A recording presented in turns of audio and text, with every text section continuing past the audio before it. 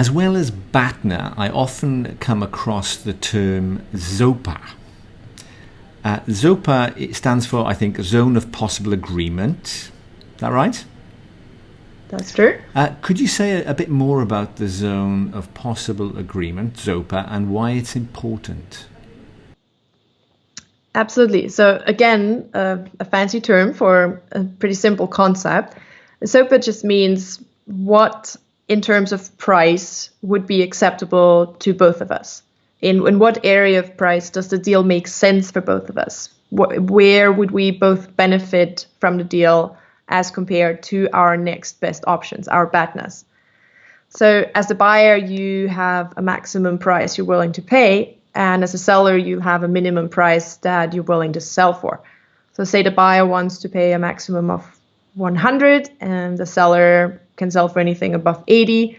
The ZOPA will be 80 to 100. That's where they're about to meet, if they meet at all. What is it dependent upon?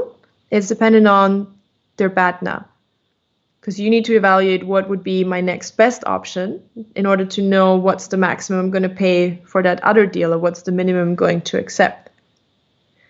Now, if the ZOPA is between 80 and 100, does that mean we definitely have a deal?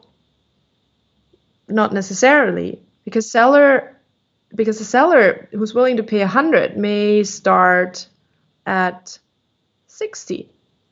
The buyer who's willing to pay up to 100 may start their negotiation position at 60, and the other way around. So we always have the challenge of trying to figure out how far the other side is willing to go, because we never know where their ultimate cutoff point is. So our challenge is to find out where that ZOPA is lying. And the bigger challenge of it is that if we realize there is no ZOPA, and that's also important, getting creative, because then it's when you need to start looking for interests. It's when you need to start for other things that are non-monetary. Oftentimes in cases that we negotiate, there is no ZOPA if you're purely looking at the numbers. And that's when you have to start looking beyond and looking for interest and how you could bridge that gap between the two BATNAs by looking for other bargaining chips that you can put in to satisfy each other's interests. And that's what you talked about earlier around expanding the pie. Is that right? Yes. Yeah, that's where you need to start expanding the pie if there isn't enough for everyone.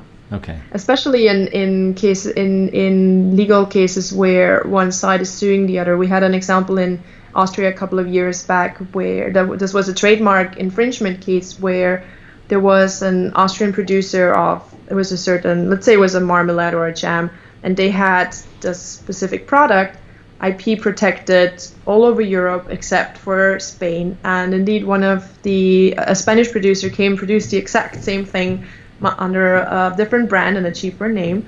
And that Spanish product eventually made it back into one of the big supermarket chains in Austria.